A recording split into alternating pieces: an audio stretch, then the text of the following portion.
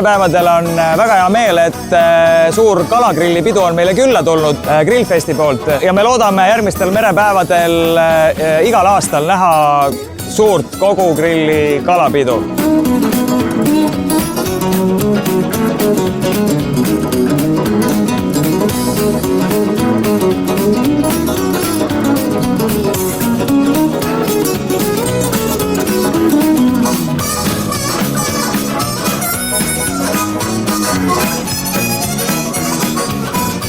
Tänasel merepäevadel sai tutvustatud Eesti 4 kala, räim, ümarmudil, ahven ja meritint.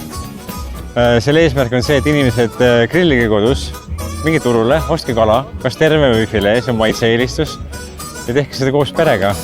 Kõige suurem nauding on see, et teie väiksed lapsed või siis natuke suuremad saavad selle vaimustuse ja tahavad ka ise kaasa lüüa. Ja ärge kartke kala, kala on maitsev, ärge küpsetage üle, mõõdukas aeg, mõõdukas temperatuur ja kala võib maitsta kala järgi, sest see, kui kala maitseb maitseaine järgi, sama hästi võiksite kalale ketšupit panna. Kala maitsega on väga-väga mõnus.